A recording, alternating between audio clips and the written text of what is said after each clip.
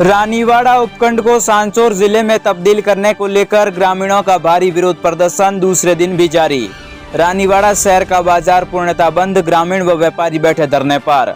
रानीवाड़ा को जालोर जिले में यथावत रखने की कर रहे मांग। सुबह से ही व्यापारियों ने अपने अपने प्रतिष्ठान रखे हुए हैं बंद। शहर में छाया सन्नाटा। धरने में पूर्व मंत्री रतन देवासी, अर्जुन सिंह देवड़ा भी हुए शामिल।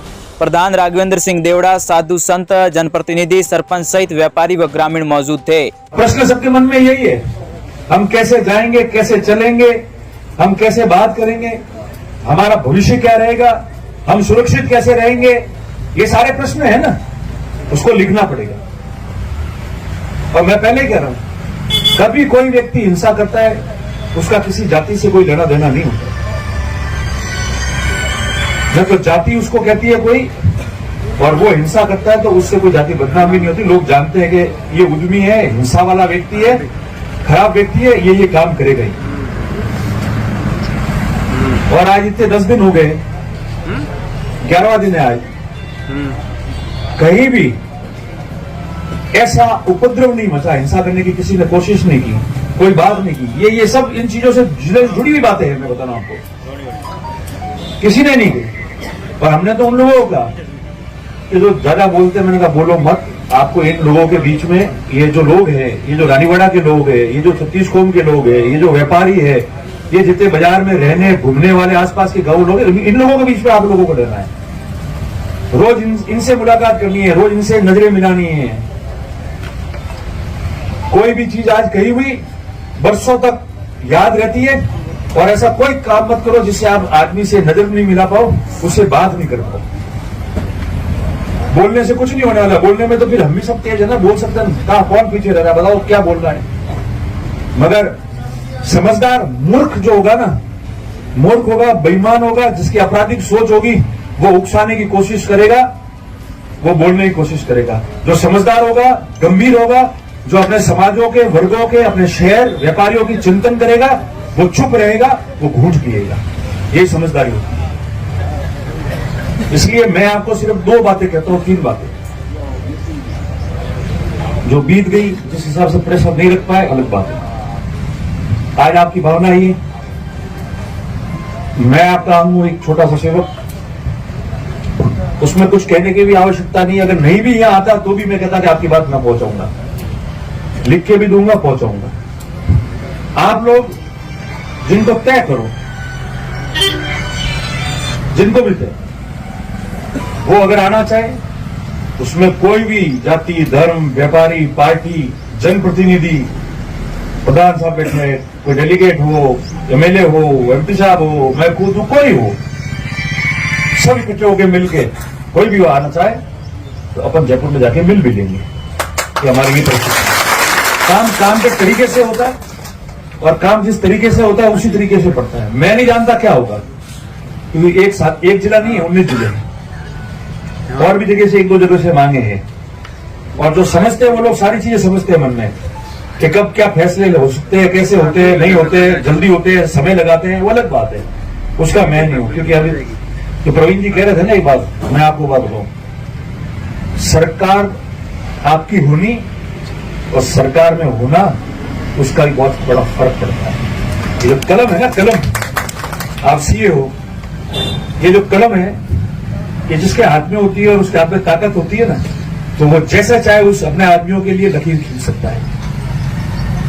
और ये नहीं हो, तो खाली यही शोभा दे रही हो,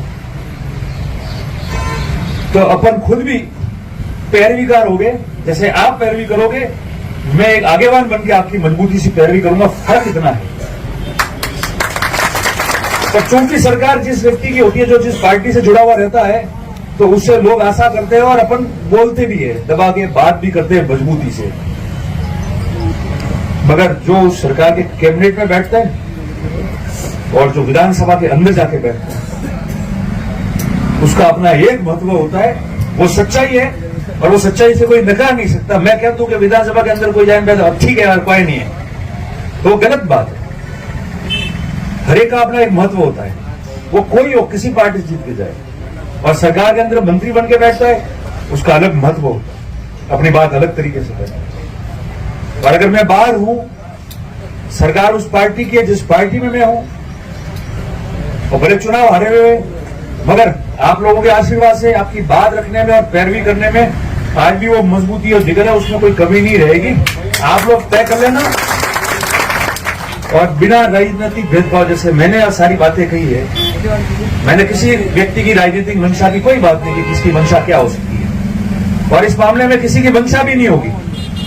हर व्यक्ति वही सोचेगा कि अगर मेरे यहाँ के क्षेत्र के लोग हैं, यहाँ की प्रजा है, यहाँ के हर जाति धर्म वर्ग के लोग हैं, यहाँ का व्यापारी है, यहाँ का किसी पार्टी का व्यक्ति हो, वो चाहता है इकट्ठा होकर कि मेरी तरफ से ये बात की जाए, तो निश्चित तौर पे वही बात करनी चाहिए, क्योंकि हजारों की और लाखों की भावना होती है, तो उस भावना के अनुरूप चलना चाहिए। उस भावना के विरोध में या भावना को छुपा के दो तरफी बात करके नहीं चलना चाहिए, तो लोग आपको सदियों तक याद रहेंगे और आपका भी योगदान रहेगा इन लोगों के साथ। तो आज भी इसमें यही हो सकता है, आपने धरना किया है, शांतिपूर्ण तरीके से आप बैठे हो, मैं आपका धन्यवाद देता हूं, क्योंकि मैंने सांचौर में भी उस दिन ये बात कही थी। मैं सुनता हूं रोज 4-5 दिन से लोग 10 दिन से उकसाने की कोशिश करते हैं कि कोई उकसा और उकस जाए और जनहानि और मानहानि हो तो हमको मजा आए। मैं लोगों को धन्यवाद देता हूं कि वो शांति से बैठे। ये भी बड़ा काम है, चुप रहना, गालियां सुन के चुप रहना और शांति से बैठना, शांति से बैठे, और जितनी गालियां वो देना चाहे वो दे सकते हैं। एक व्यक्ति नहीं उकसेगा, एक व्यक्ति नहीं बोलेगा, समाज और ये जो जीवन जिनको दिया है, मानव यहां बैठे हैं ना जितने, वो अपना फैसला कर लेंगे, कोई बोलने की जरूरत नहीं। इसलिए मैंने सांचौर में उस दिन कहा था। और जो कह रहे हैं कि ये हो गया वो हो गया, 15,000 लोग रहे और जनहानि और मानहानि नहीं हुई वहां,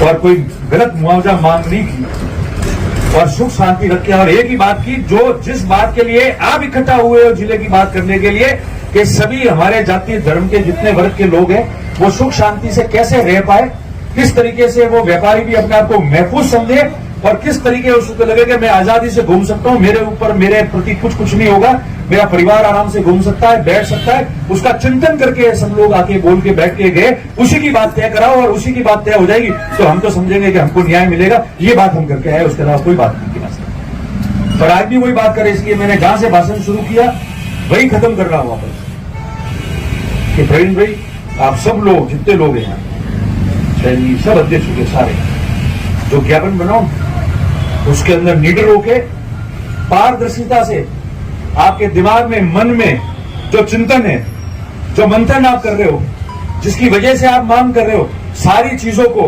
बिना किसी व्यक्ति, जाति या किसी अन्य को टारगेट किए, हमारे भविष्य के लिए, उज्जवल भविष्य के लिए, व्यापारियों के और सभी समाजों के लिए, उसको आप लिखो, तो उस लिखने पे हम भी दबा के बात कर सके और कह सके कि ये बात है, तो उस बात की अपनी एक मजबूती रहेगी। मांगना, अपनी बात रखना और उनमें भी शब्दों को छुपाना, वो हमारी लड़ाई नहीं हो सकती, वो हमारी लड़ाई का भाग नहीं बन सकता है। उसमें हम लिखते हैं, हम किसी के खिलाफ नहीं लिख रहे, हम सुरक्षित कैसे रहे, परिवार सुरक्षित कैसा रहे, आजादी से कैसे हम लोग घूम पाए, व्यापारी कैसे सुरक्षित महसूस हो, और आपके लिखे हुए शब्द से सरकार को भी हम बताएं, और जो लोग आपके साथ में जुड़े हैं उनको भी लगे कि आवाज सही लगी है, अरे आरो आप आवाज कह दिया हो, क्योंकि देखो पूरी दुनिया जानती है, हम बात नहीं करें, पूरी दुनिया जानती है कि पहले तो अपन ने ज्ञापन ही दिया या कागज ही भेजा, मगर हमने दबाव बनाना और ये सारा जो शुरू किया है वो 7 अगस्त की घटना के बाद शुरू किया है। ये तो दीवार पे लिख दिया गया है, इसको कोई टाल नहीं सकता, और उसी भावना की वजह से हम लोग बैठे हैं, तो उन चीजों को भी दर्शाना आपको पड़ेगा और आपको बात करनी पड़ेगी। और पुनः मैं आपको कहता हूं, आप जहां मुझे चाहो, जिस रूप में चाहो, मैं 1 सेकंड देरी नहीं लगाऊंगा, मैं आपके साथ में, आपकी भावना, आपकी बात के साथ में खड़ा हूं।